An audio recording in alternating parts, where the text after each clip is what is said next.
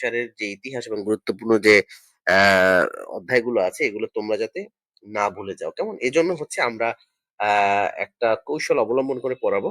So অনেকেরই আসলে তোমাদের একটা কমপ্লেইন থাকে যে আসলে যে নার্সিং এই যে ইতিহাসের ক্ষেত্রে, বিশেষ করে ইতিহাসের ক্ষেত্রে যে তোমাদের মনে থাকে না, এইটার একটা কারণ হচ্ছে যে আসলে তোমরা একটু এলোমেলো ভাবে লেখাপড়া করো এই জন্য।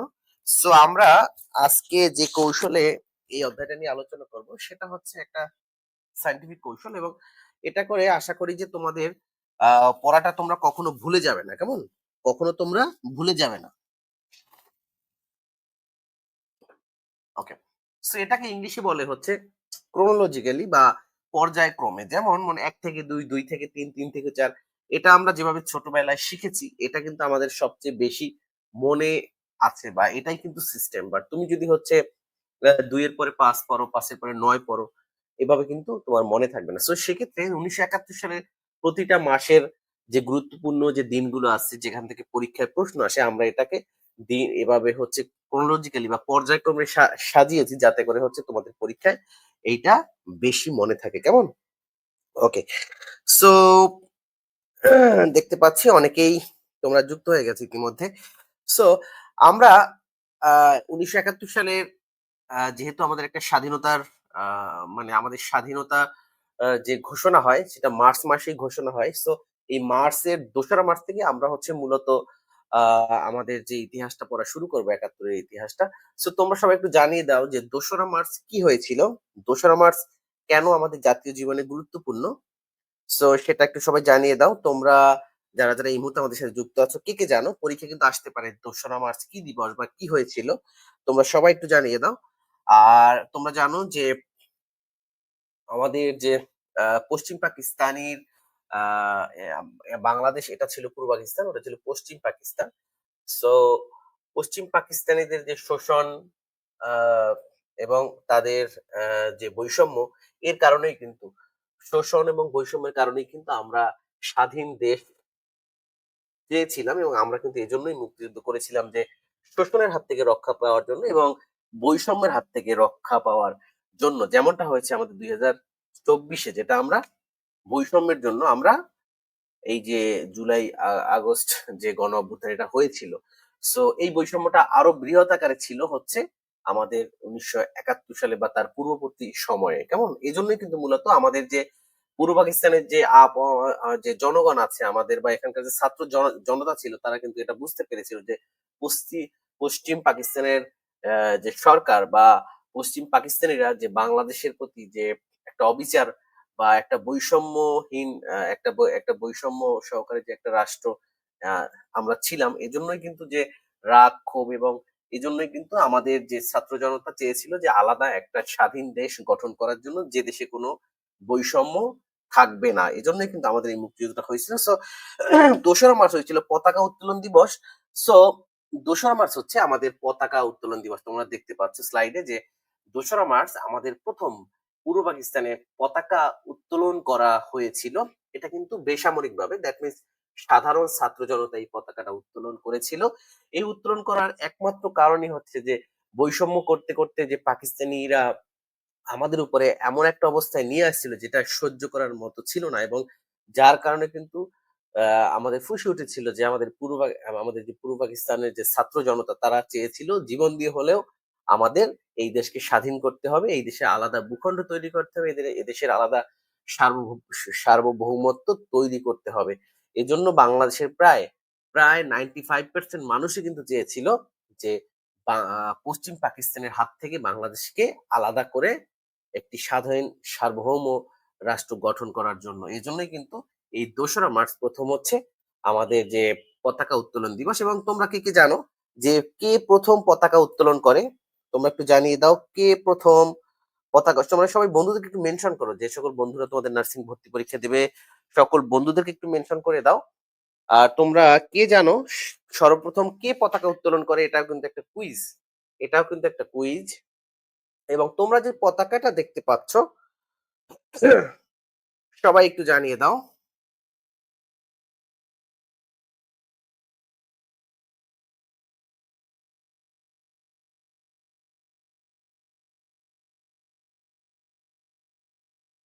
ওকে। সো তোমরা কিন্তু আহ দেখতে পাচ্ছি এখন পর্যন্ত আমি কিন্তু অ্যান্সার পাইনি যে কে সর্বপ্রথম পতাকা উত্তোলন করেন।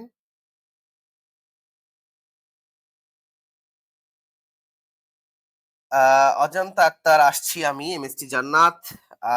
তোমরা কিন্তু কেউই এখনো অ্যান্সারটা করতে পারোনি। কে সর্বপ্রথম পতাকা উত্তোলন করেন? আসম আব্দুর রব। সাদিয়া জামান সীমা আনসার করেছে আসম আব্দুর রব। ইয়েস, আমরা পেয়ে গেছি কারেক্ট অ্যান্সার। আসম আব্দুর রব। দেখো স্ক্রিনে একটা ছবি দেখা যাচ্ছে।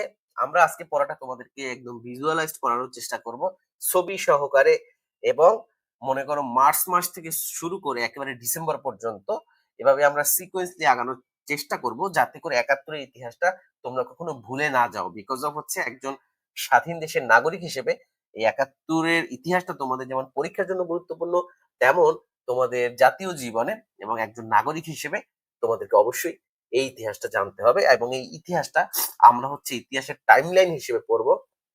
যেমন তোমার ফেসবুকের টাইমলাইনে তুমি দেখো যে আজকে হচ্ছে 20 তারিখ, তার গতকালকে 19 তারিখ, এভাবে কিন্তু ইতিহাসের তোমার ওটা হচ্ছে তোমার ফেসবুকের নিজস্ব টাইমলাইন। আর আজকে আমরা পড়বো 1971 সালের ইতিহাসের টাইমলাইন। ওকে। সো পেইড ব্যাচের লিংক আমরা দেবো, তুমি 1 ঘন্টা পরে ক্লাসের পরে আমার সাথে যোগাযোগ করবে। সো দোসরা মাস হচ্ছে তৎকালীন ডাকসুর বিপি আসম আব্দুর রব। আর স্থান হচ্ছে কলা ভবন, ঢাকা বিশ্ববিদ্যালয়ের কলা ভবনের সামনে। ঢাকা বিশ্ববিদ্যালয়ের কলা ভবনের সামনে হচ্ছে কিন্তু আসম আব্দুর রব। আসম আব্দুর রব তৎকালীন ডাকসুর বিপি ছিলেন আসম আব্দুর রব, তিনি পতাকা উত্তোলন করেন। আর এই কোন পতাকাটা উত্তোলন করেন এই ডিজাইনটা কিন্তু তোমরা দেখতে পাচ্ছ। এখন তোমাদের কাছে একটা কুইজ আছে, দেখো স্ক্রিন, বাংলাদেশের প্রথম পতাকার ডিজাইনার কে? বাংলাদেশের প্রথম পতাকার ডিজাইনার সে কে, সবাই জানো?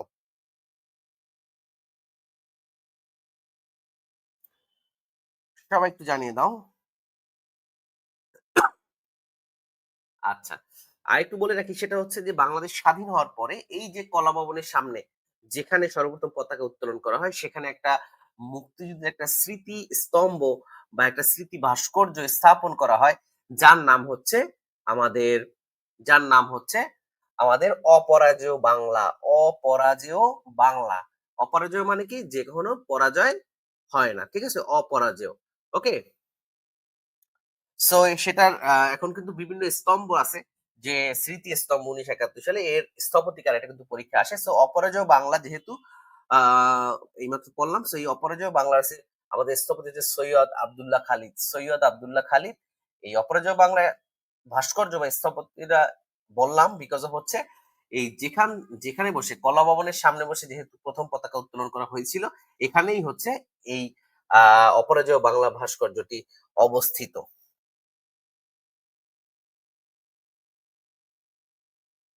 ওকে। সো হচ্ছে দেখো এই যে পতাকাটা আছে, প্রথম যে পতাকার ডিজাইন এটা, আহ, এই পতাকাটা হচ্ছে আমাদের লাল বৃত্তের মাঝখানে সোনালী মানচিত্র খচিত পতাকা। ঠিক আছে? সো দেখি এইটার কারেক্ট আনসার কে দিয়েছে আমাদের এই কুইজের? শিবনারায়ণ দাস। ইয়েস। তোমরা যারা যারা কারেক্ট আনসার দিয়েছো, আমাদের আফরিন জাহান, অনিকা, আমাদের নাজমুন নাহার, আহ সাদিয়া জামান সীমা, এমডি রিফাত, দেখতে পাচ্ছি। ইয়েস, তোমাদের সবাই কারেক্ট আনসার হচ্ছে আমাদের শিবনারায়ণ দাস। আরেকটা এমসিকিউ আমাদের তোমাদের বলে দিচ্ছি, সেটা হচ্ছে বর্তমান যে পতাকার ডিজাইনার, এই বর্তমান ডিজাইনার হচ্ছে কামরুল হাসান। কামরুল হাসান। এখন তোমরা বলতে পারো যে 1971 সালে এই পতাকাটা ছিল, পরবর্তীতে এই পতাকাটা কেন কেন হয়েছে, এখানে কোনো রাজনৈতিক কারণ আছে কিনা? না, এখানে কোনো রাজনৈতিক কারণ নাই। জাস্ট সময়ের পরিবর্তনে আমাদের এই পতাকাটা, যেহেতু এটা বাংলাদেশের মানচিত্র, এই জন্য দেশের মানচিত্রটা ওখানে দেওয়া নাই। ঠিক আছে? এখানে কোনো রাজনৈতিক কারণ নাই। ঠিক আছে? সো পরীক্ষা যদি আসে বাংলাদেশের প্রথম পতাকার ডিজাইনার কে? শিবনারায়ণ দাস। বাংলাদেশের বর্তমান পতাকার ডিজাইনার কে? কামরুল হাসান। ঠিক আছে? কামরুল হাসান। সো যারা যারা কারেক্ট আনসার দিয়েছো সবাইকে অসংখ্য ধন্যবাদ জানাই। আর এই প্রথম পতাকা যে ডিজাইনার শিবনারায়ণ দাস, তিনি কিন্তু গত বছর 2024 সালে মৃত্যুবরণ করেন। 19 এপ্রিল 2024। 19 এপ্রিল 2024। ওকে। সো চলে যাচ্ছি আমাদের পরে যে 3রা মার্চ। আচ্ছা, তোমরা কে কে জানো 3রা মার্চ কে কি হয়েছিল? 3রা মার্চের সিগনিফিকেন্স কি? তোমরা কে কে জানো সবাই একটু জানিয়ে দাও। কে কে জানো সবাই একটু জানিয়ে দাও। আজকের পড়াটা আমরা একদম ইতিহাসের টাইমলাইন ধরে ধরে পড়বো, যাতে করে হচ্ছে 1971 সাল নিয়ে কোনো কনফিউশন কারো না থাকে এবং তোমরা যাতে এটা ভুলে না যাও। ঠিক আছে? এজন্যই।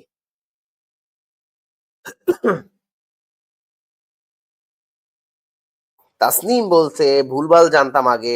ওকে, সো আজকে আমরা ইতিহাসের টাইমলাইনটা এমন সুন্দর করে পড়াবো, যাতে করে তোমরা কোন দিনের পর কোন দিন, কোন ঘটনার পরে কোন ঘটনা, এটা আমরা জেনে নিতে পারবো। ৩রা মার্চ কি হয়েছিল? ৩রা মার্চ ৩রা মার্চ হচ্ছে আমাদের এই যে আমরা ২রা মার্চ পড়লাম হচ্ছে ১ম পতাকা উত্তোলন করা হয়। ৩রা মার্চ হচ্ছে আমাদের স্বাধীনতার ১ম ইশতেহার। স্বাধীনতার ১ম ইশতেহার পাঠ করা হয়। স্বাধীনতার ১ম ইশতেহার পাঠ করা হয়। ৩রা মার্চ হচ্ছে স্বাধীনতার ১ম ইশতেহার পাঠ করেন কে? সবাই একটু জানাও।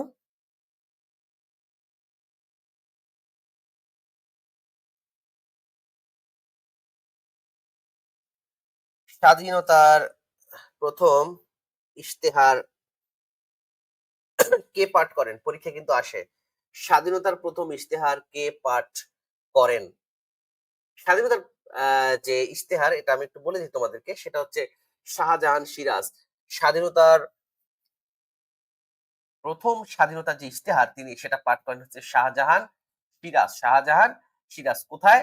পল্টন ময়দানে ১৯৭১ সালের ৩রা মার্চ ১৯৭১ সালের ৩রা মার্চ, ঠিক আছে? পল্টন ময়দানে বিশাল ছাত্র জনসভায়, ওকে? যে স্বাধীনতার ইশতেহার পাঠ করেন। ঠিক আছে? ওকে।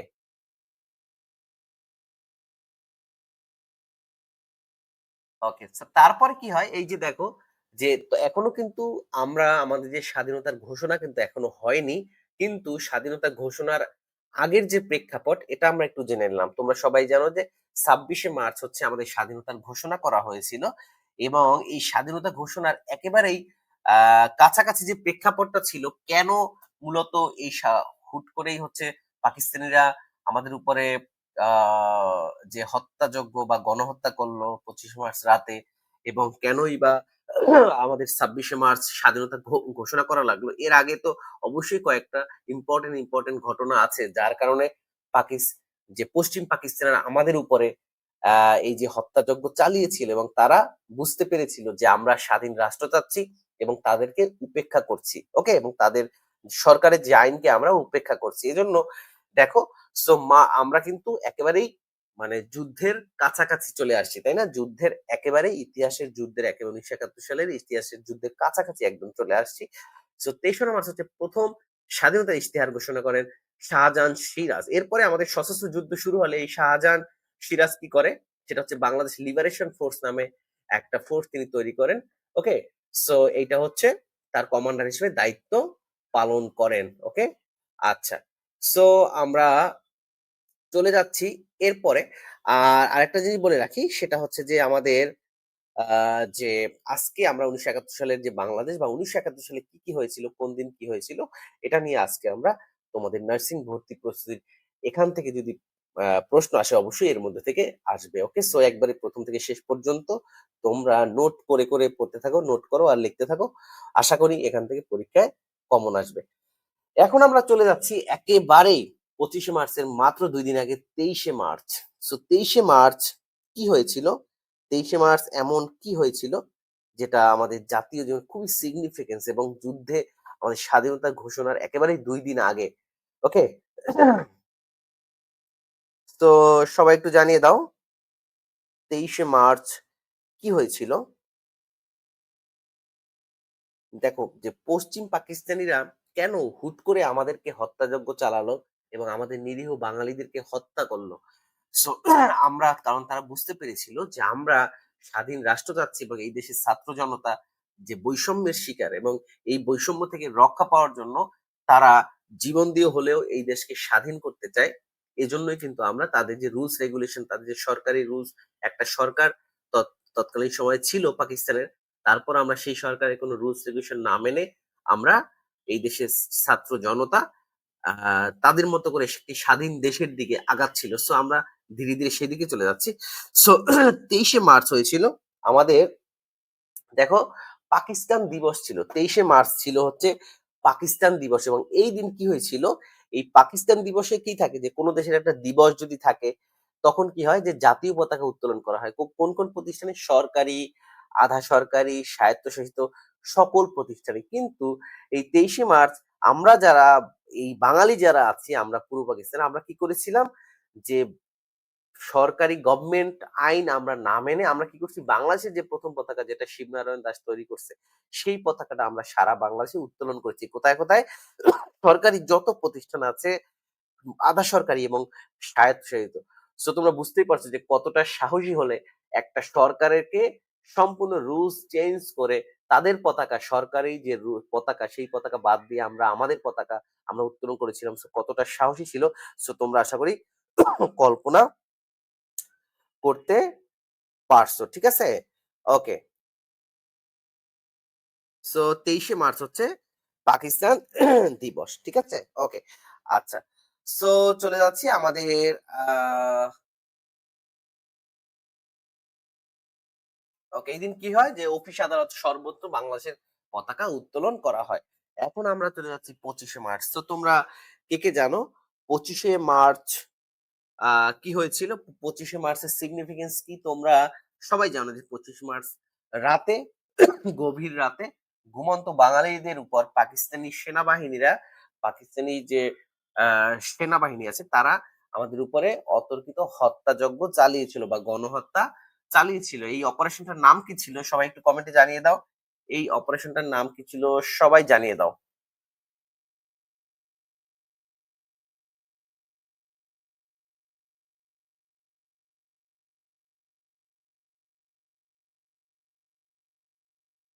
আচ্ছা, তার আগে একটু তোমাদেরকে বলে রাখি সেটা হচ্ছে 23শে মার্চ পাকিস্তান দিবস কেন?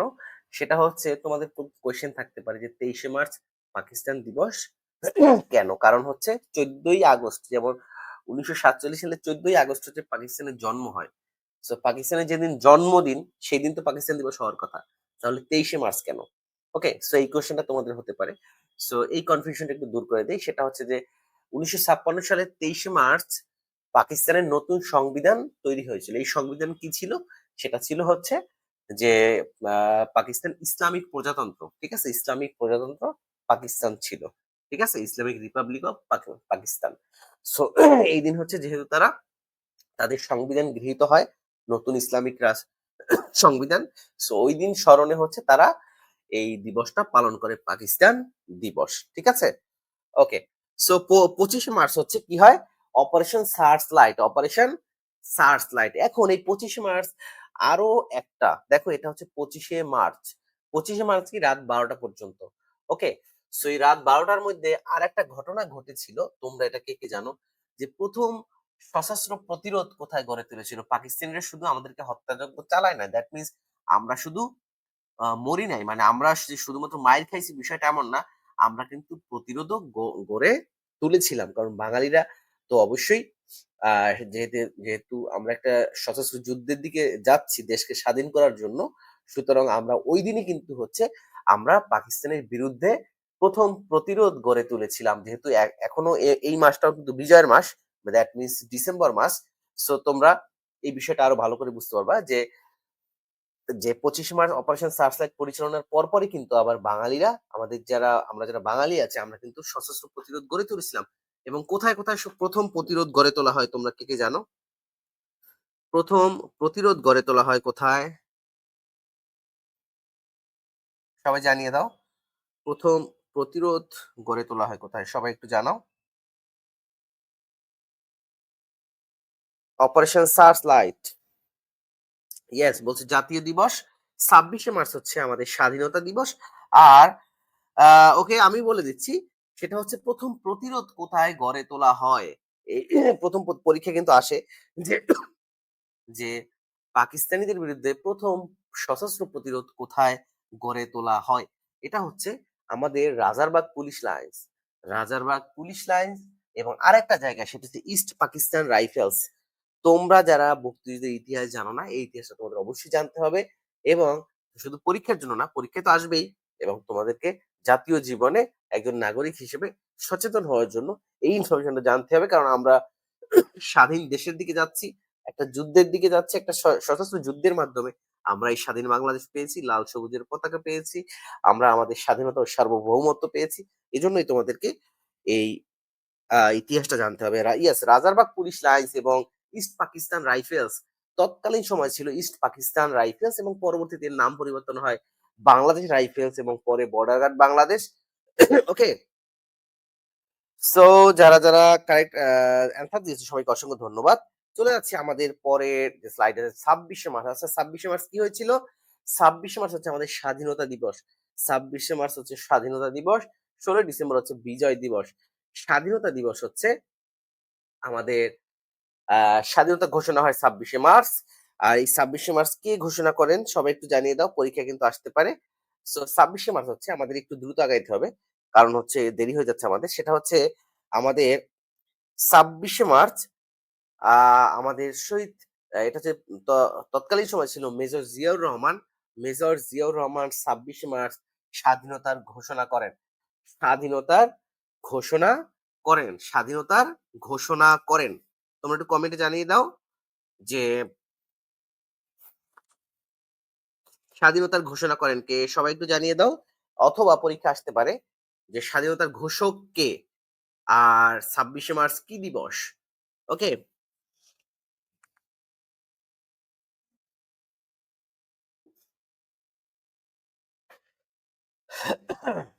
তোমরা জানিয়ে দাও স্বাধীনতার গুগলে সার্চ করে অ্যান্সার দেই। না অ্যান্সার তোমরা যা পারো দাও আর এরপরে আমি তোমাদেরকে হেল্প করব। ওকে ২৬ মার্চের স্বাধীনতা দিবস। Our independence day major Ziaur Rahman. Yes, major Ziaur Rahman Kalurghat বেতার কেন্দ্র থেকে বাংলাদেশের প্রথম বেতার কেন্দ্র কালুরঘাট বেতার কেন্দ্র থেকে, যেটা চট্টগ্রামে অবস্থিত। চট্টগ্রামের কালুরঘাট বেতার কেন্দ্র থেকে স্বাধীনতার ঘোষণা দেন মহান স্বাধীনতার ঘোষক প্রেসিডেন্ট জিয়াউর রহমান, মেজর জিয়াউর রহমান। পরবর্তীতে তিনি প্রেসিডেন্ট হন না। ওকে, সো আমরা চলে যাচ্ছি আমাদের পরের যে স্লাইডটি আছে, এটা হচ্ছে আমরা সরাসরি চলে যাচ্ছি হচ্ছে ১০ এপ্রিল। সো আমাদের এদিকে একদিকে হচ্ছে প্রেসিডেন্ট মেজর জিয়াউর রহমান স্বাধীনতা ঘোষণা দেওয়ার পরপরই কিন্তু সমগ্র দেশব্যাপী যে সশস্ত্র যুদ্ধ কিন্তু শুরু হয়ে যায়। সশস্ত্র যুদ্ধ শুরু হয়ে যায়। নারী, পুরুষ, আহ একদম যুবক, যুবতী সবাই, প্রতিটা শ্রেণী পেশার মানুষ পশ্চিম পাকিস্তানের বিরুদ্ধে, হানাদার বাহিনীদের বিরুদ্ধে, দখলদার বাহিনীদের বিরুদ্ধে সশস্ত্র যুদ্ধে ঝাঁপিয়ে পড়েন এই দেশকে স্বাধীন করার জন্য। সো ১০ এপ্রিল চলে যাচ্ছি।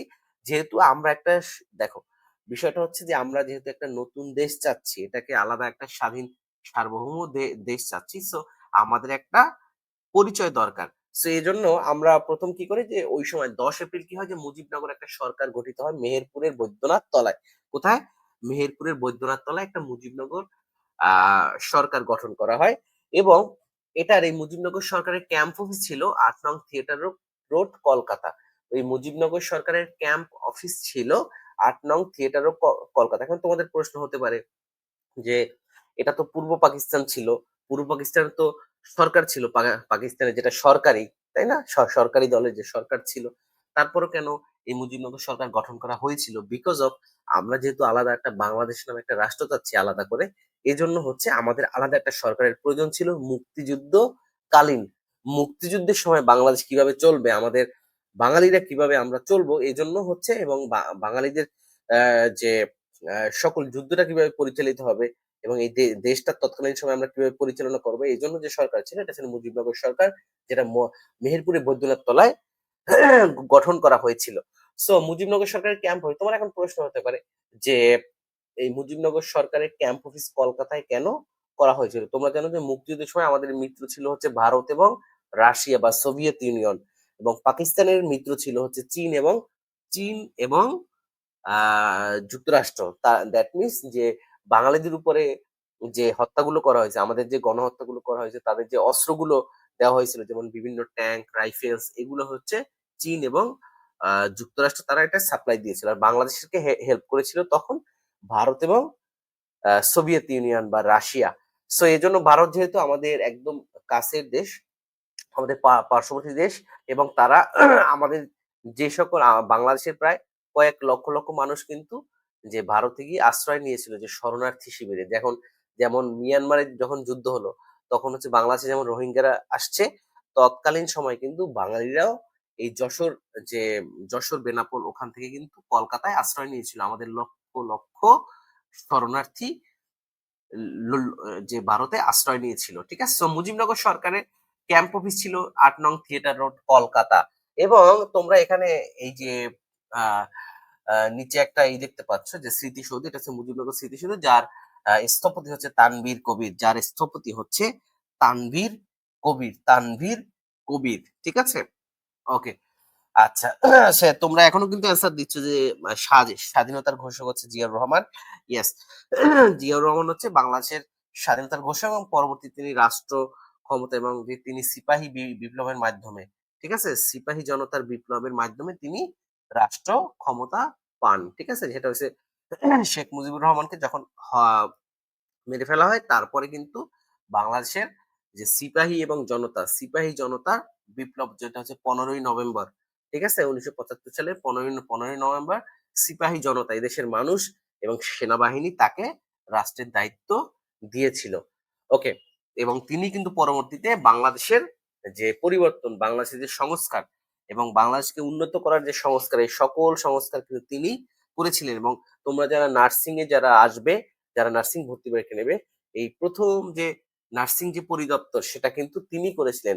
এই যে, এবং নার্সদের যে প্রথম উচ্চশিক্ষা যে প্রতিষ্ঠান, নার্সিং এর প্রথম উচ্চশিক্ষা প্রতিষ্ঠান যেটা মহাখালী কলেজ, এটাও শহীদ প্রেসিডেন্ট জিয়াউর রহমানের অবদান। এবং পাশাপাশি হচ্ছে শহীদ প্রেসিডেন্ট জিয়াউর রহমান কি করেছিল, আমাদের নার্সিং ডিপার্টমেন্টটাকে সম্পূর্ণ আলাদা করে দিয়েছিল। এটা আমাদের জন্য, এটা এখনো কিন্তু এভাবেই আলাদাই আছে। ঠিক আছে, ওকে। আচ্ছা, তারপরে আহ মুজিবনগর স্মৃতিসৌধ, আচ্ছা এটা চলে গেলাম পরে, সরাসরি এখন চলে যাচ্ছি আমাদের দেখো 17ই এপ্রিল কি হয়েছিল। 17ই এপ্রিল হচ্ছে আমাদের মুজিবনগর দিবস। এবং এই দিন কি হয়েছিল, আমাদের বাংলাদেশকে একটি প্রজাতন্ত্র হিসেবে ঘোষণা করা হয়েছিল। যেমন বাংলাদেশ এখন কি গণপ্রজাতন্ত্রী বাংলাদেশ সরকার, তৎকালীন সময়ে আমাদের একটা প্রজাতন্ত্র ঘোষণা করা হয়েছিল 17ই এপ্রিল। ঠিক আছে, ওকে। সো এটা হচ্ছে বাংলাদেশের 17ই এপ্রিল হচ্ছে প্রজাতন্ত্র ঘোষণা করা হয়েছিল। তারপর হচ্ছে বাংলাদেশে অস্থায়ী সরকার, পরীক্ষা আসতে পারে যে বাংলাদেশে অস্থায়ী সরকার কবে শপথ গ্রহণ করেছিল, 17ই এপ্রিল 1971। এবং এই দিনেই কিন্তু হচ্ছে যে আমাদের যে প্রজাতন্ত্র, আমাদের যে আলাদা একটা পরিচয়, এটা কিন্তু ঘোষণা করা হয়েছিল 17ই এপ্রিল 1971। পরীক্ষা আসতে পারে কে ঘোষণা করেছিলেন, অধ্যাপক ইউসুফ আলী। ওকে, সো চলে যাচ্ছি আমাদের 18ই এপ্রিল কি হয়েছিল দেখো। 18ই এপ্রিল 1971 সালে 18ই এপ্রিল, দ্যাট মিনস মার্চের 26 তারিখে যখন আমাদের স্বাধীনতার ঘোষণা করা হয়, এর 1 মাস পরে 18ই এপ্রিল কি হয়েছিল, যে বাংলাদেশের যে পতাকাটা ছিল, যে পতাকাটা হচ্ছে আমরা 2রা মার্চ উত্তোলন করেছিলাম আসাম আব্দুর রব, এই পতাকাটা আমরা প্রথম বিদেশে উত্তোলন করেছিলাম। বিদেশে কোথায়, তোমাদের প্রশ্ন তো ভাই, সেটা হচ্ছে প্রথম বিদেশি মিশনে বা প্রথম কলকাতা মিশনে। যেহেতু আমাদের যে মুজিবনগর সরকারের ক্যাম্প অফিস ছিল থিয়েটার রোড, কলকাতা, এবং সেখানে আমাদের একটা অস্থায়ী মিশন মানে কি হচ্ছে, যেমন বাংলাদেশের যে বিভিন্ন দেশে মিশন আছে, দেখবা যে অস্ট্রেলিয়াতে আমাদের মিশন আছে। তারপরে হচ্ছে জাতিসংঘের যতগুলো দেশ আছে মেম্বার কান্ট্রি, প্রত্যেকটাতেই বেশিরভাগ দেশে আমাদের মিশন আছে। যেমন যুক্তরাষ্ট্র, রাশিয়া, প্রত্যেক দেশে কিন্তু আমাদের মিশন আছে। ওকে, তো বিভিন্ন দেশে আমাদের কিন্তু এক পক্ষ থেকে আবার রাষ্ট্রদূত থাকে, যেটাকে আমরা বলি রাষ্ট্রদূত। সো এই যে প্রথম কলকাতার যে বিদেশি মিশন যেটা ছিল আমাদের, এখানেই হচ্ছে প্রথম জাতীয় পতাকা উত্তোলন করা হয় 18ই এপ্রিল। পরীক্ষা আসতে পারে যে প্রথম বিদেশি মিশনে জাতীয় পতাকা উত্তোলন করা হয় কত তারিখে এবং কোথায়। 18ই এপ্রিল কলকাতায়, 18ই এপ্রিল কলকাতায়। তৎকালীন সময়ে যেহেতু আমরা স্বাধীন রাষ্ট্র ছিলাম না, এই জন্য কলকাতা ছাড়া আমাদের আর কোথাও বিদেশি মিশন ছিল না।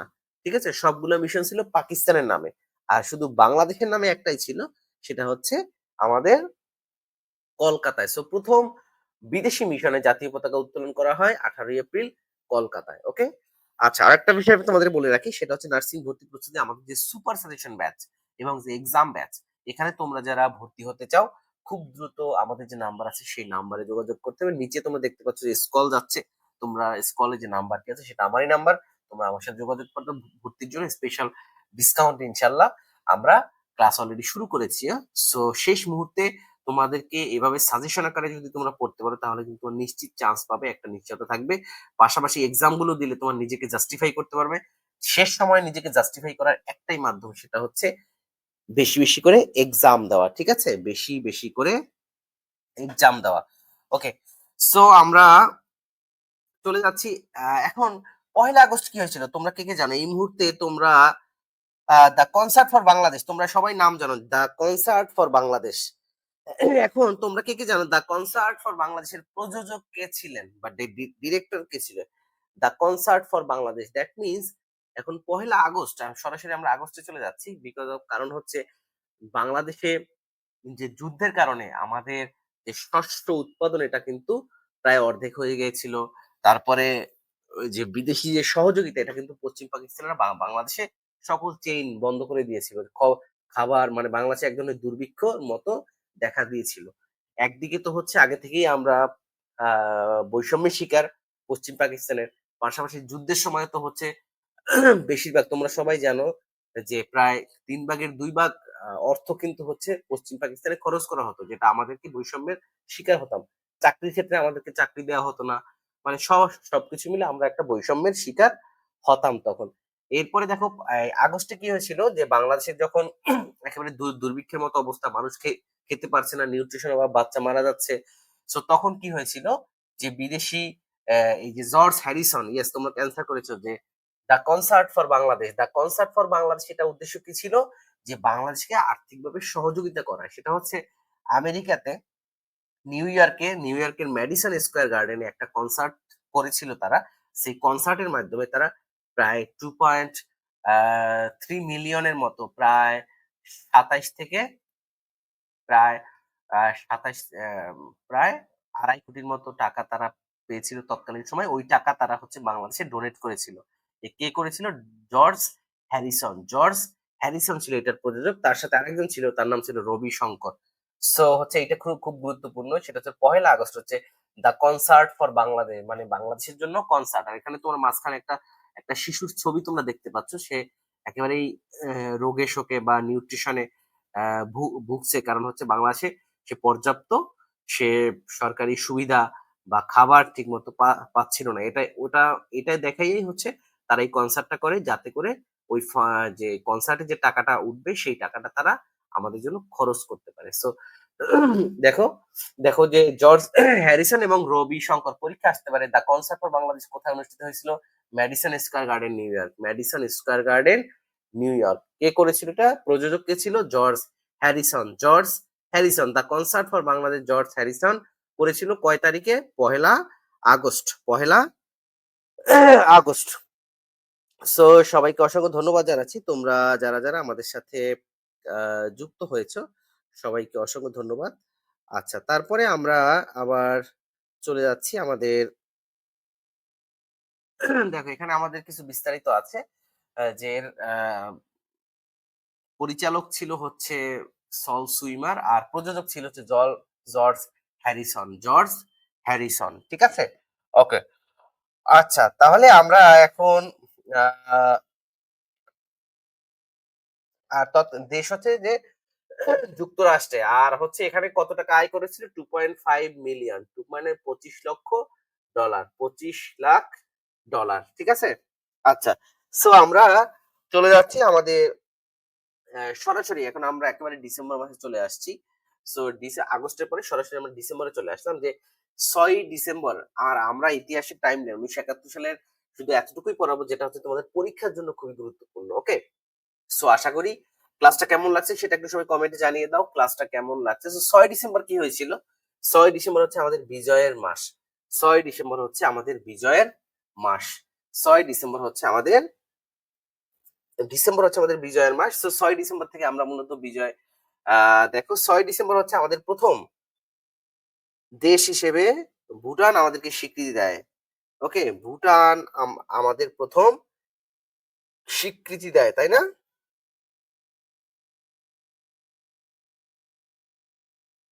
ওকে, 6 ডিসেম্বর কি হয়? ভুটান আমাদের ভুটান এবং পরবর্তীতে ভারত আমাদের স্বীকৃতি দেয়। ঠিক আছে? ওকে,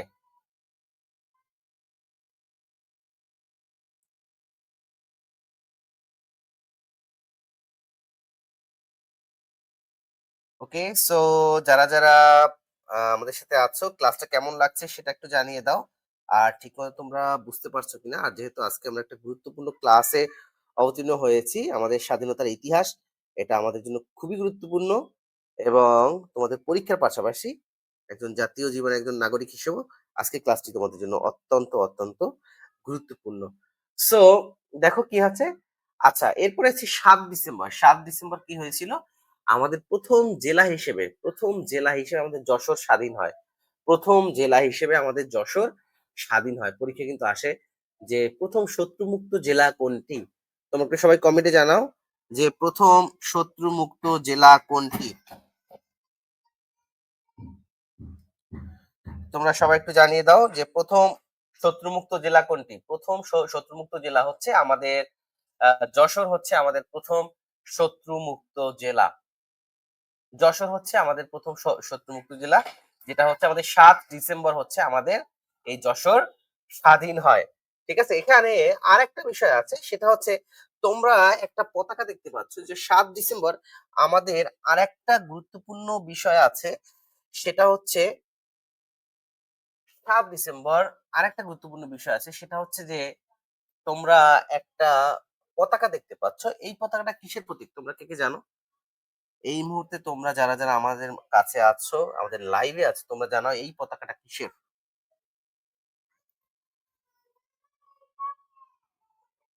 তোমরা সবাই জানাও।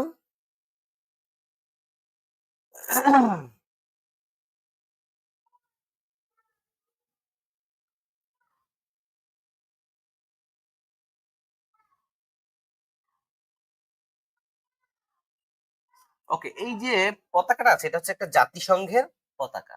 এটা কেন বললাম?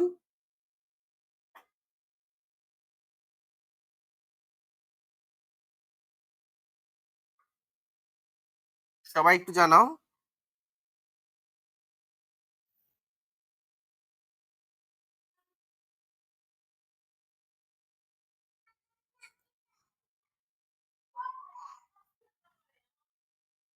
ওকে, সো এদিন কি হয়েছিল যে আমাদের, তোমরা সবাই জানো যে জাতিসংঘে বাংলাদেশ এবং যে পশ্চিম পাকিস্তানের যে যুদ্ধ হয়েছিল পাকিস্তান এবং বাঙালিদের, সেই যুদ্ধে তারা একটা যুদ্ধ প্রস্তাব করেছিল।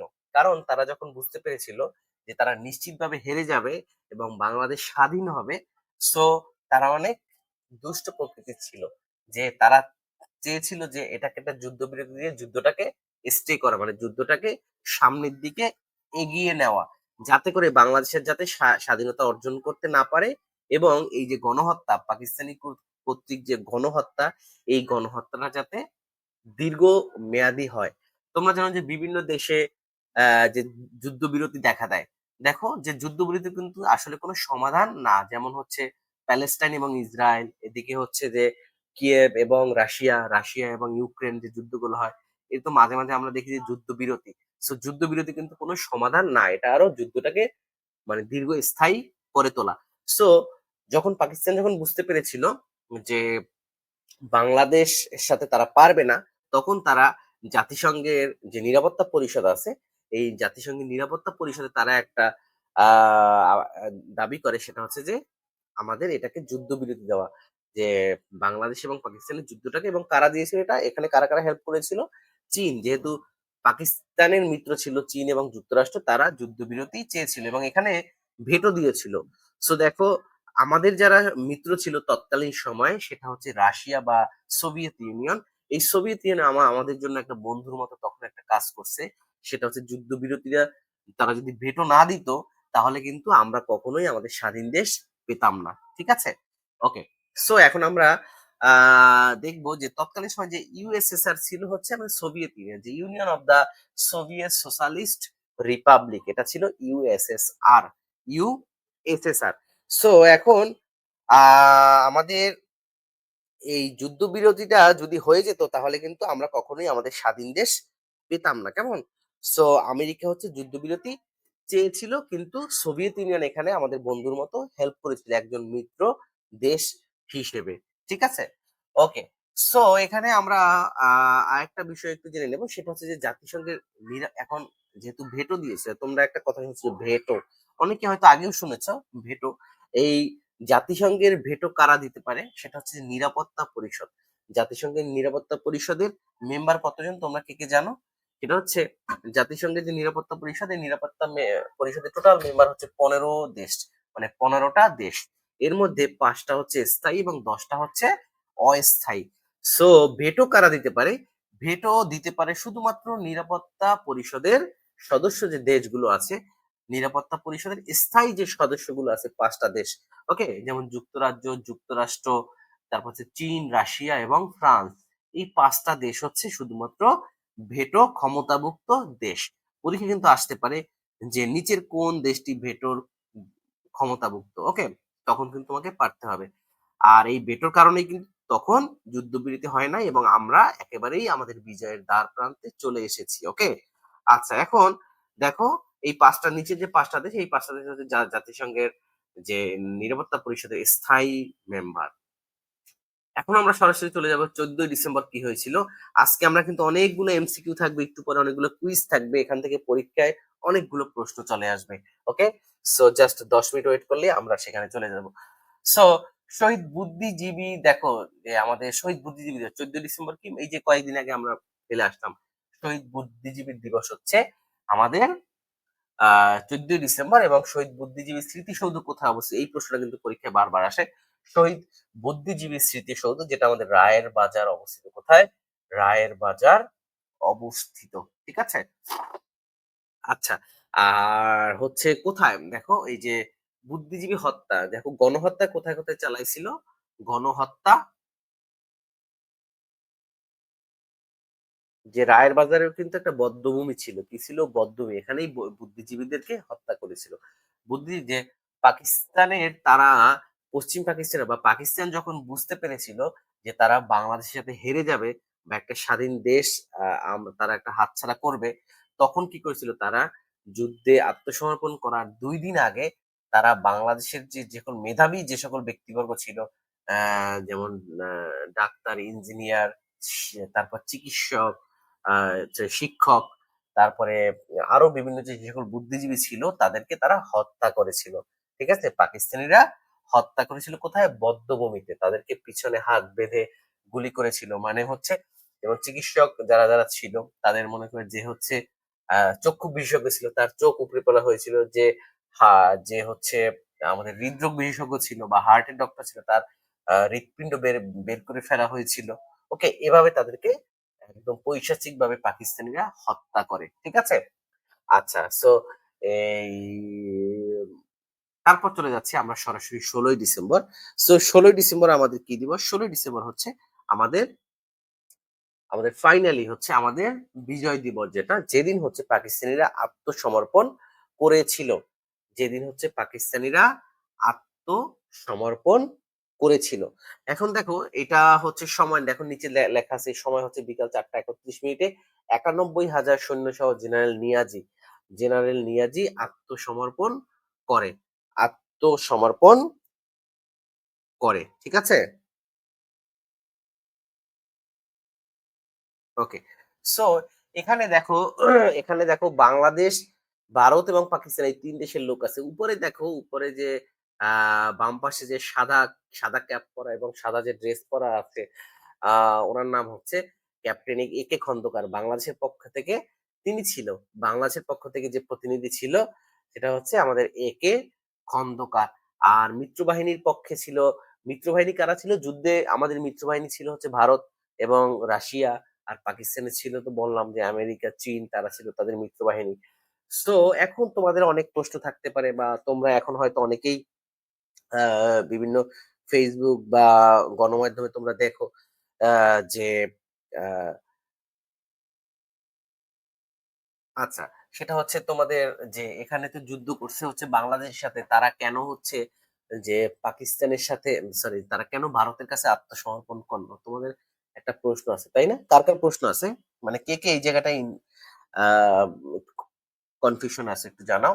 আচ্ছা, এই বিষয়ে একটু বলে রাখি, সেটা হচ্ছে ৩রা ডিসেম্বর, এই ডিসেম্বর মাসের ৩ তারিখে পাকিস্তানিরা একটা ভুল কাজ করে ফেলে। সেটা হচ্ছে তারা তো বাংলাদেশের সাথে তারা যুদ্ধে লিপ্ত ছিল, তার পাশাপাশি তারা কি করে ভারতের ৪টা বিমান ঘাঁটিতে তারা পাকিস্তানিরা হামলা করে বসে। তখন এই হামলা করার কারণে কি হয় যে বাংলাদেশে ছিল ইস্ট সাইড, মানে ইস্ট পাকিস্তান। ওকে, সো ইস্ট পাকিস্তান এবং ওয়েস্ট পাকিস্তান এই দুই দেশের সাথেই হচ্ছে ওয়েস্ট পাকিস্তানের সাথে হচ্ছে ভারতের যুদ্ধ লেগে যায়। আর এদিকে ইস্ট পাকিস্তানের সাথে তো বাংলাদেশের সাথে যুদ্ধ লেগেই লেগেই থাকে। ওকে, লেগেই আছে অলরেডি। ওকে, সো তখন কি হয় যে ১৬ই ডিসেম্বর যে বাংলাদেশের যে মুক্তিবাহিনী ছিল, বাংলাদেশের কি ছিল? মুক্তিবাহিনী ছিল। বাংলাদেশ তো স্বীকৃত কোনো সেনাবাহিনী ছিল না। এজন্য যে জেনেভা কনভেনশন আছে, যুদ্ধের ক্ষেত্রে একটা জেনেভা কনভেনশন মানতে হয়। সো পাকিস্তানিরা তাদের জীবনের ভয় পেয়েছিল। জীবনের ভয় কেমন? সেটা হচ্ছে বাংলাদেশ তো তখন মুক্তিযুদ্ধ ছিল সশস্ত্র বাহিনী। ওকে, যাদের কোনো মানে আন্তর্জাতিক কোনো স্বীকৃতি ছিল না। তারা ভয় পেয়েছিল যে যদি বাঙালিদের কাছে বা মুক্তি বাহিনীর কাছে তারা যদি আত্মসমর্পণ করে, তাহলে তাদেরকে হয়তো আত্মসমর্পণের পরে মেরে ফেলা হতে পারে। কি হতে পারে? মেরে ফেলা হতে পারে। এজন্য এই জেনারেল নিয়াজি এমন আহ কি বলে এক বুদ্ধিমান লোক, সে কি করেছিল? সে বলছিল যে সে ভারতের কাছে আত্মসমর্পণ করবে। কারণ হচ্ছে ভারত একটা আন্তর্জাতিক দেশ হিসেবে তারা জাতিসংঘের যে আইন বা জেনেভা কনভেনশনের সাথে তারা চুক্তিবদ্ধ ছিল। মানে পাকিস্তানও জেনেভা কনভেনশনের সাথে চুক্তিবদ্ধ ছিল এবং ভারতও চুক্তিবদ্ধ ছিল। এ কারণে তাদের জীবনের মায়ার কারণে কিন্তু তাই এই যে জেনারেল নিয়াজি বলেছিল যে আমি মিত্র বাহিনীর কাছে আত্মসমর্পণ করব। এখানে বাংলাদেশের প্রতিনিধি ছিল। আর সরাসরি বাংলাদেশের যে আহ, বা সরাসরি বাংলাদেশের কাছে আত্মসমর্পণ করে নাই, বিকজ অফ বাংলাদেশে তখন যে আন্তর্জাতিকভাবে স্বীকৃত কোনো সেনাবাহিনী ছিল না, এজন্য। ওকে, আচ্ছা, এটাই। সো এজন্য কোনোভাবে কনফিউজ হওয়া যাবে না। অনেকে হয়তো বিভিন্নভাবে প্রতারণা করে ফেসবুকে যে এটা ছিল ভারতের আহ, যে বিজয় দিবস। তোমরা জানো যে ভারতের সেনাবাহিনীও এই দিন বিজয় দিবস পালন করে। ওকে, ভারতের সেনাবাহিনীও এই দিন বিজয় দিবস পালন করে। এর কারণ হচ্ছে একটাই, এটা হচ্ছে, এটাই বললাম যে ৩রা ডিসেম্বর কি করে যে পাকিস্তান ভারতের সাথেও যুদ্ধ বাজায়। মানে বাংলাদেশের সাথে যুদ্ধ চলাকালীন সময় তারা ভারতের সাথেও যুদ্ধ যুদ্ধ লাগে। তো তখন কি হয় যে তখনও এই একদিনেই হচ্ছে তারা ভারতের কাছে মানে আমাদের কাছ থেকে স্যারেন্ডার করে। মেইনলি তো যুদ্ধ আমাদের কাছে। আর যেহেতু মিত্র বাহিনীর কাছে তখনও করে, তারা স্যারেন্ডার করে বা আত্মসমর্পণ দলিলে তারা সিগনেচার করে। এই জন্য ভারতের যে সেনাবাহিনী আছে তারা এই দিন তারা বিজয় দিবস পালন করে। তোমরা দেখছো যে এটা নিয়ে অনেক কন্ট্রোভার্সি হচ্ছে আর কি। কিন্তু ভারত তো 15ই আগস্ট 1947 সালে তারা স্বাধীনতা লাভ করে। ঠিক আছে, ওকে। কিন্তু এই 16ই ডিসেম্বর হচ্ছে আমাদের একেবারে যে আমরা এই দিনেই হচ্ছে আমরা আমাদের যে স্বাধীন মানচিত্র বা স্বাধীন দেশ হিসেবে আমরা আহ আমাদের যে সার্বভৌমত্ব পেয়েছিলাম। ওকে, সো এখন আমরা একটু গুরুত্বপূর্ণ প্রশ্নগুলো একটু পড়ে নেব খুব দ্রুত। সেটা হচ্ছে যে যে মুক্তিযুদ্ধের খেতাবপ্রাপ্ত মুক্তিযোদ্ধা, যেটা পরীক্ষায় বারবার আসে, খেতাবপ্রাপ্ত মুক্তিযোদ্ধা আর মুক্তিযুদ্ধের হচ্ছে সবচেয়ে সম্মানজনক যে খেতাব সেটা হচ্ছে বীর শ্রেষ্ঠ। পরীক্ষা আসতে পারে যে মুক্তিযুদ্ধের খেতাবের মধ্যে কোনটি সবচেয়ে বেশি সম্মানজনক? সেটা হচ্ছে বীর শ্রেষ্ঠ। সো বীর শ্রেষ্ঠের সংখ্যা হচ্ছে মুক্তিযুদ্ধের খেতাবপ্রাপ্ত মুক্তিযোদ্ধার মধ্যে বীর শ্রেষ্ঠের সংখ্যা হচ্ছে 7 জন, আর বীর উত্তম হচ্ছে 67 জন। বীর উত্তম হচ্ছে 67 জন, তোমরা একটু নোট করে রাখবে সবাই। আর বীর বিক্রম হচ্ছে 174 জন এবং বীর প্রতীক হচ্ছে 424 জন। এই মোট খেতাবপ্রাপ্ত মুক্তিযোদ্ধার সংখ্যা হচ্ছে 672 জন। 672 জন।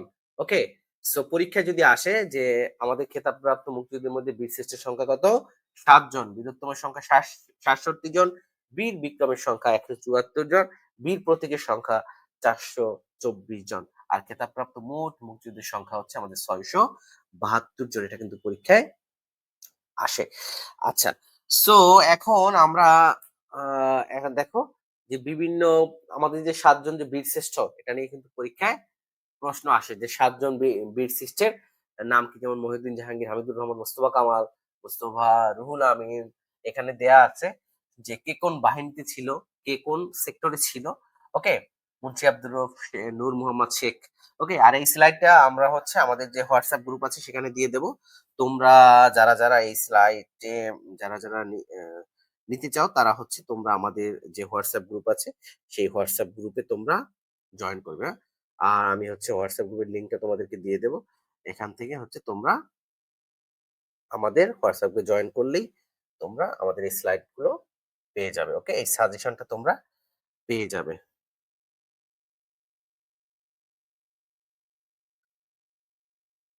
আচ্ছা, দেখো আমাদের আরেক পাশে হচ্ছে আমাদের একটা গুরুত্বপূর্ণ কিছু এমসিকিউ আছে। দেখো, মুক্তিযুদ্ধে দুইজন নারী বীর প্রতীক আছে। নারী বীর প্রতীক দুইজন নাম হচ্ছে, একজন হচ্ছে তারামন বিবি, একজন সেতারা বেগম। পরীক্ষা আসতে পারে নারী বীর প্রতীকের সংখ্যা কতজন? দেখো, আমি তোমাদেরকে প্রশ্ন বলে দিচ্ছি। নারী বীর প্রতীকের সংখ্যা হচ্ছে কতজন? দুইজন। এক নাম্বার তারামন বিবি, দুই নাম্বার সেতারা বেগম। সর্বকনিষ্ঠ খেতাবপ্রাপ্ত মুক্তিযোদ্ধা হচ্ছে, সর্বকনিষ্ঠ খেতাবপ্রাপ্ত মুক্তিযোদ্ধা হচ্ছে শহীদুল ইসলাম লালু। তিনি হচ্ছে বীর প্রতীক, তিনি হচ্ছে বীর প্রতীক। ঠিক আছে। আচ্ছা, আমি হচ্ছে কমেন্টে আমাদের হোয়াটসঅ্যাপ গ্রুপের লিঙ্কটা দিয়ে দিয়েছি। তোমরা হচ্ছে সেখানে সবাই জয়েন করবে এই গ্রুপে। এই গ্রুপে আমরা সাজেশন দিব। ঠিক আছে। ওকে।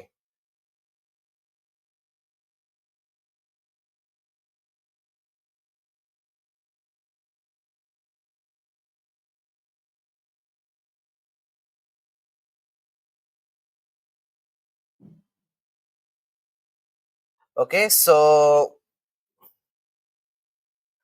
আচ্ছা, আর আমাদের যে সর্বকনিষ্ঠ যে মুক্তিযোদ্ধা ছিল, যিনি বীর প্রতীক ছিল, আর তার বয়স ছিল মাত্র 13 বছর। কত বছর ছিল?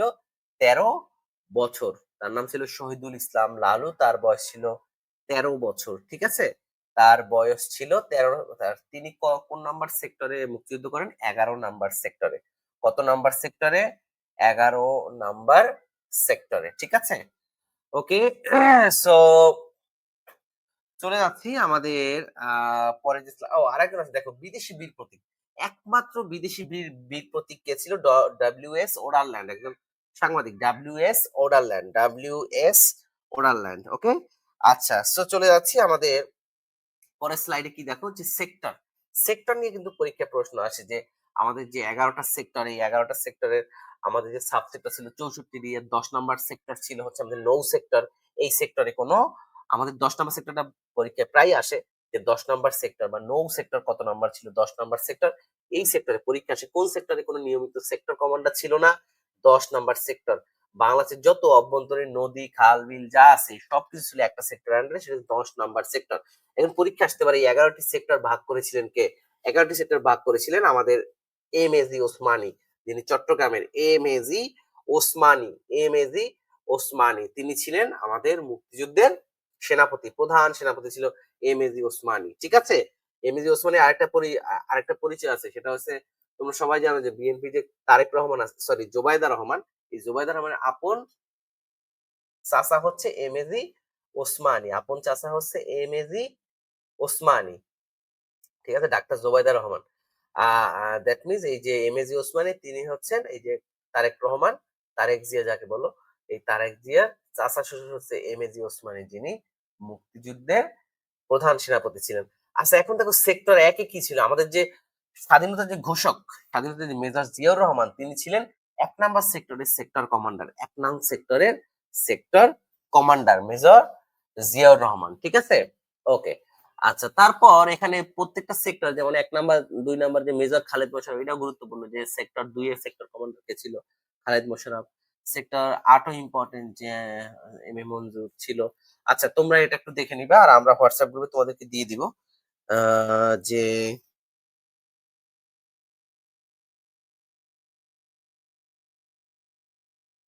আচ্ছা, ওকে। এবং পরীক্ষা আসতে পারে যে কোন সেক্টর কোথায় ছিল, যেমন 1 নাম্বার সেক্টর ছিল যে চট্টগ্রামে। পরীক্ষা আসতে পারে চট্টগ্রাম ও পার্বত্য চট্টগ্রাম কোন সেক্টরে ছিল? 1 নাম্বার সেক্টর। 1 নাম্বার সেক্টরে সেক্টর কমান্ডার কে ছিল? মেজর জিয়াউর রহমান। তাকে নিয়ে প্রশ্ন আসার সম্ভাবনা সবচেয়ে বেশি। ঠিক আছে। ওকে, আর তিনি তিনি হচ্ছে, আর ওনার একটা পরিচয় আছে, সেটা হচ্ছে তিনি বিএনপির প্রতিষ্ঠাতা, বাংলাদেশ জাতীয়তাবাদী দল বিএনপির প্রতিষ্ঠাতা। ওকে, আচ্ছা, সো চলে যাচ্ছি আমাদের পরে যে স্লাইড আছে। আচ্ছা, এটা হচ্ছে তোমরা কোন সেক্টরে কোন কোথায় ছিল এবং এই সেক্টরের যে আ কি বলে যে সেক্টর কমান্ডার এগুলো তোমরা নোট করে নিবা। এখন দেখো পরীক্ষায় আসে যে বিদেশি বন্ধু, মুক্তিযুদ্ধে যে আমাদের যে বিদেশি বন্ধুরা ছিল, এটা কি ছিল? সাংবাদিক ছিল সাইমন রিং, বীর প্রতীক ছিল আমাদের ডব্লিউ.এস. ওডারল্যান্ড, আর concert for Bangladesh George Harrison. এটা আমরা সবাই জানি, তাই না? জর্জ হ্যারিসন, ঠিক আছে?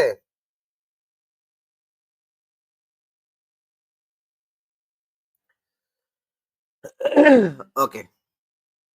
সো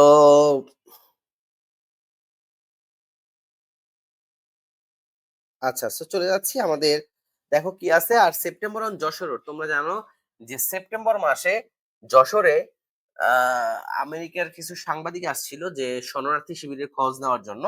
তখন হচ্ছে যশোরে তারা যখন আসে, তোমরা জানো যে যশোর বেনাপোল যেটা একদম কলকাতার পাশেই, যে তারা যে শরণার্থী শিবিরের পাশ দিয়ে হেঁটে যাওয়ার সময় বাংলাদেশের মানুষের যে দুঃখ দুর্দশা বা কষ্ট দেখেছিল, এটা নিয়ে তারা একটা কবিতা লেখে যার নাম হচ্ছে September on Jessore road. September on Jessore road পরীক্ষা আসতে পারে। সেপ্টেম্বর অন যশোর রোড একটি কবিতা, একটি কবিতা, ঠিক আছে? আর এটিকে লেখে অ্যালেন গিন্সবার্গ, অ্যালেন গিন্সবার্গ, ঠিক আছে? Allen Ginsberg.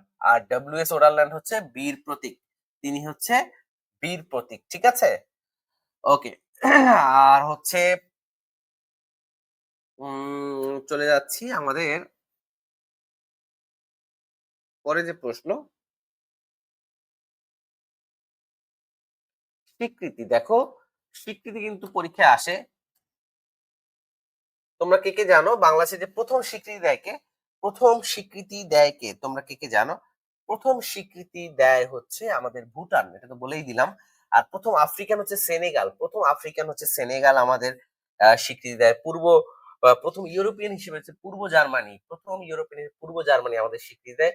সর্বশেষ আমাদের স্বীকৃতি দেয় হচ্ছে চীন। চীন যেহেতু হচ্ছে পাকিস্তানের মিত্র ছিল, এজন্য চীন হচ্ছে সর্বশেষ ১৯৭৫ সালে আমাদের স্বীকৃতি দেয়। আর পাকিস্তান স্বীকৃতি দেয় ১৯৭৪ সালে। তারা স্বীকৃতি দিতে চাইছিল না এবং বিদেশি যে দেশগুলো আছে, বাংলাদেশের যে বন্ধু দেশ, তাদের চাপে পড়ে তারা পাকিস্তান আমাদের স্বীকৃতি দেয় ২২ ফেব্রুয়ারি ১৯৭৪। আর যুক্তরাষ্ট্র আমাদের স্বীকৃতি দেয় ৪ এপ্রিল ১৯৭২। ঠিক আছে? ৪ এপ্রিল ১৯৭২ সালে যুক্তরাষ্ট্র আমাদেরকে স্বীকৃতি দেয়। ঠিক আছে? ওকে। সো চলে যাচ্ছি আমাদের পরের, দেখো স্মৃতি স্তম্ভ পড়বো আমরা, যে ১৯৭১ সালের মহান মুক্তিযুদ্ধকে কেন্দ্র করে যতগুলো গুরুত্বপূর্ণ ভাস্কর্য বা স্তম্ভ, স্মৃতি স্তম্ভ প্রতিষ্ঠিত হয়েছে, এগুলো কি আছে? আমাদের মুক্তিযুদ্ধ জাদুঘর বা আমাদের বাংলাদেশের একমাত্র মুক্তিযুদ্ধ জাদুঘর কোথায় অবস্থিত? তোমরা কে জানো? সবাই একটু জানিয়ে দাও। তোমরা কে জানো এই মুহূর্তে? তোমরা যারা এই মুহূর্তে আমার সাথে আজকে ক্লাসে আছো, তোমরা কে জানো?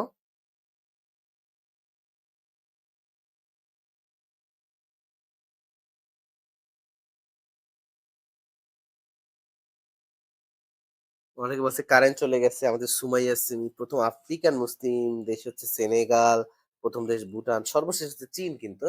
দেখো মুক্তিযুদ্ধের একমাত্র আমাদের মুক্তিযুদ্ধ জাদুঘর যেটা হচ্ছে আমাদের আগারগাঁওয়ে অবস্থিত, এবং প্রথম যে ছবিটা এখানে আমরা আজকে ক্লাসটি তোমাদেরকে ছবির মাধ্যমে সাজিয়েছি, একদম ভিজুয়ালাইজড। তোমরা কখনো ভুলবা না, কারণ বইতে বা গাইডে কিন্তু এভাবে দেওয়া সম্ভব না। সো আমরা তোমাদেরকে এভাবেই পড়াচ্ছি আজকে এই সুপার সাজেশন ক্লাসটি নার্সিং ভর্তি পরীক্ষার, এবং এর মাধ্যমে আশা করি তোমরা অনেকগুলো প্রশ্ন তোমাদের পরীক্ষায় চলে আসবে এখান থেকে। ওকে। আর তোমরা যারা আছো আমাদের এখনো আমাদের যেটা সুপার সাজেশন ব্যাচে যারা ভর্তি হচ্ছে বা এক্সাম ব্যাচে, খুব দ্রুত আমাদের সাথে যোগাযোগ করতে হবে। আর এই জন্য ভর্তির জন্য আমাদের পেজ ইনবক্স করবা, অথবা আমাদের যে নাম্বার আছে সেই নাম্বারে যোগাযোগ করবে। দেখো এই নিচে একটা স্ক্রল যাচ্ছে, এটা হচ্ছে আমার নাম্বার। আমার নাম্বারে যোগাযোগ করে তোমরা স্পেশাল ডিসকাউন্টে ভর্তি হতে পারবে। তারপর চলে যাচ্ছি আমাদের যে জাতীয় স্মৃতিসৌধ। জাতীয় স্মৃতিসৌধ যেটা সাভারে অবস্থিত, পরীক্ষা আসে যে জাতীয় স্মৃতিসৌধ কোথায় অবস্থিত? এটা হচ্ছে সাভারে অবস্থিত, এবং যার স্থপতি হচ্ছে আমাদের সৈয়দ মইনুল হোসেন। তারপর চলে যাচ্ছে মুজিবনগর স্মৃতিসৌধ, এটা হচ্ছে তানভীর কবির। দেখো মুজিবনগর স্মৃতিসৌধ যেটা আছে এটা হচ্ছে তানভীর কবির এটা প্রতিষ্ঠাতা। অপরাজয় বাংলা যেটা সৈয়দ আব্দুল্লাহ খালেদ, এই অপরাজয় বাংলার সামনে এখানে বসে কিন্তু প্রথম পতাকা উত্তোলন করা হয় ২রা মার্চ ১৯৭১। তারপরে আসি আমাদের যে স্বোপার্জিত স্বাধীনতা। দেখো আমাদের ডান পাশে এই যে মহিলার উপরে আছে যে যে স্বোপার্জিত স্বাধীনতা, যার প্রতিষ্ঠাতা হচ্ছে বা যার স্থপতি হচ্ছে ডিজাইনার হচ্ছে শামীম শিকদার। এই শামীম শিকদার কিন্তু একজন মেয়ে। শামীম শিকদারের নামটা ছেলেদের মতো হলেও তিনি কিন্তু একজন মেয়ে। তিনি কিন্তু একজন মেয়ে, শামীম শিকদার। ঠিক আছে? তিনি হচ্ছে শাহজাহান শিকদারের বোন। শাহজাহান শিকদারের বোন। ঠিক আছে? শামীম শিকদার তিনি একজন স্থপতি। তিনি স্বোপার্জিত স্বাধীনতা এই স্তম্ভটি তৈরি করেছেন। আচ্ছা, তারপরে দেখো এখানে আর দুইটা গুরুত্বপূর্ণ পরীক্ষা কিন্তু আসে যে কোন স্মৃতিস্তম্ভটি কোথায় অবস্থিত, তার ডিজাইনার কে। ঠিক আছে? এটা। তারপর দেখো সংসপ্তক। এই সংসপ্তক যেটা আছে, এই এইটা হচ্ছে আমাদের সংসপ্তক, যেটা জাহাঙ্গীরনগর বিশ্ববিদ্যালয়ে অবস্থিত। কোথায়? জাহাঙ্গীরনগর তোমরা যারা জাহাঙ্গীরনগর বিশ্ববিদ্যালয়ে ঘুরতে গেছো, তোমরা এই স্তম্ভটি দেখতে পাবে। এবং এই প্রত্যেকটা স্তম্ভই কিসের জন্য করা? মুক্তিযুদ্ধের স্মৃতি হিসেবে, মুক্তিযুদ্ধের স্মৃতি স্তম্ভ। দ্যাট মিনস এই প্রত্যেকটা স্তম্ভের মাঝে কিন্তু আমাদের মুক্তিযুদ্ধের যে চেতনা বা মুক্তিযুদ্ধের যে বার্তা, এই বার্তাগুলো দেওয়ার চেষ্টা করে। তোমরা দেখবা প্রতিটা স্তম্ভের সামনে গিয়ে যখন দেখতে পারবা, তখনই তোমার ভিতরে একটা ফিলিংস আসবে যে এখানে মুক্তিযুদ্ধের একটা মেসেজ আছে। আচ্ছা, তারপরে সাবাস বাংলাদেশ। এই সাবাস বাংলাদেশ হচ্ছে নিতুন কুণ্ড, এটার স্থপতি। আর এটার যে লোকেশন, এটা হচ্ছে রাজশাহী বিশ্ববিদ্যালয়। সাবাস বাংলাদেশ যেটা হচ্ছে আমাদের রাজশাহী বিশ্ববিদ্যালয়। তো আশা করি তোমরা বুঝতে পারছো যে স্মৃতিস্তম্ভগুলো কোথায় অবস্থিত। এবং আমি এই স্মৃতিস্তম্ভগুলো তোমাদেরকে ছবির মাধ্যমে, হয়তো অনেকেই এখানে যাওয়ার হয়তো সুযোগ হবে না, বাট তোমরা ছবির মাধ্যমে আমি দেখাই দিলাম, যাতে করে বেশি দিন তোমার এটা পড়াটা মনে থাকে। সো ক্লাসটি কেমন লাগছে সেটা একটু জানিয়ে দাও তোমরা সবাই কমেন্টে। আর যারা নার্সিং ভর্তি পরীক্ষা দেবা বা ইউনিভার্সিটি পরীক্ষা দেবা, তোমাদের জন্য এই পড়াটা খুবই খুবই গুরুত্বপূর্ণ। আর আজকের ক্লাসটা আমাদের পরিচালিত হচ্ছে গার্ডিয়ান নার্সিং অ্যাডমিশন প্রোগ্রামের পক্ষ থেকে। আর আমাদের সুপার সাজেশন বা এক্সাম আছে, তোমরা যারা যারা ভর্তি হতে চাও, আশা করি এর মাধ্যমে তোমাদের যে সর্বোচ্চ সফলতা অর্জন করতে পারবে। এখন মুক্তিযুদ্ধের গান ও সাহিত্য নিয়ে কিন্তু পরীক্ষায় প্রশ্ন আসে। দেখো, মোরা একটি ফুলকে বাঁচাবো বলে যুদ্ধ করি, যে গানটা আছে, এটা হচ্ছে সুরকার হচ্ছে আপেল মাহমুদ। পরীক্ষা আসে মোরা একটি ফুলকে বাঁচাবো বলে, এর সুরকার কে, গীতিকার কে?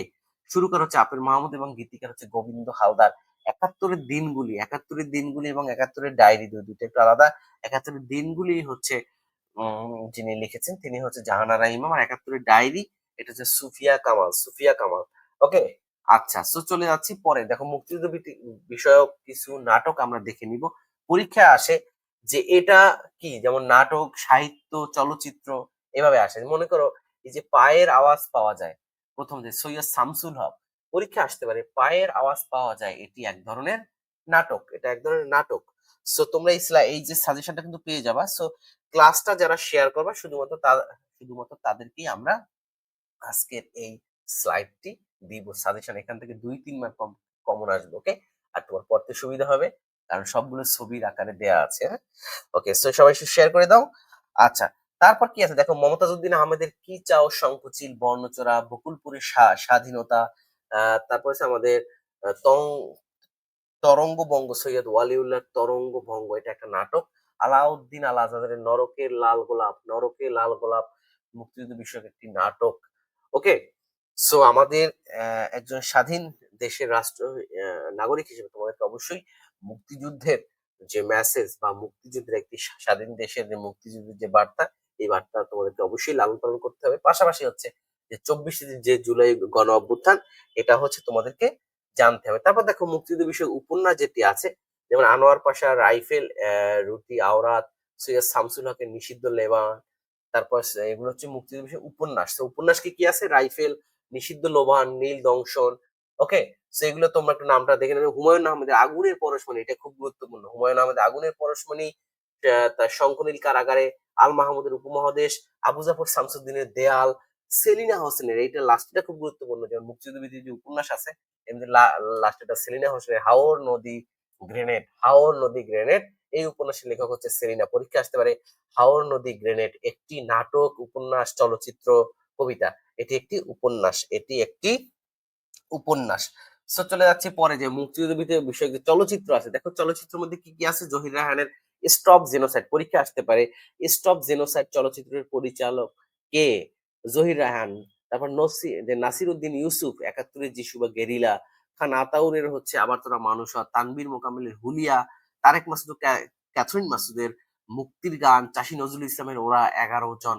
ওরা 11 জন, এটা হচ্ছে চাষী নজরুল ইসলাম। সো এইগুলো হচ্ছে মুক্তিযুদ্ধ বিষয়ক যে চলচ্চিত্র, এগুলো তোমাদের জন্য ইম্পর্টেন্ট। কোনটা চলচ্চিত্র, কোনটা সাহিত্য, কোনটা কবিতা, এটা তোমাদের জানতে হবে। এর মাধ্যমে কিন্তু তোমরা সবাই শেয়ার করে দাও। শেয়ার করলে আজকের এটা তোমরা পেয়ে যাবে, এই সাজেশনটা পেয়ে যাবা। ওকে, আচ্ছা। সো দেখো, আজকের মতো এখানেই আমাদের ক্লাসটা শেষ করব আমরা। সো আমাদের গার্ডিয়ান নার্সিং এর পক্ষ থেকে আজকে ক্লাসটি কেমন লাগলো, তোমরা যারা জয়েন করেছো পরে একদম শুরু থেকে ক্লাসটা দেখবা। আর অবশ্যই ক্লাসটা শেয়ার করে তোমার টাইম লাইনে রাখবা, কারণ গুরুত্বপূর্ণ ইতিহাসের টাইম লাইন এটা। তো এই গুরুত্বপূর্ণ ইতিহাসের টাইম লাইনটা তোমার ফেসবুকের টাইম লাইনে রাখার চেষ্টা করবে সবাই। তাহলে তোমার মাধ্যমে অনেক মানুষও এই ইতিহাসটা জানতে পারবে।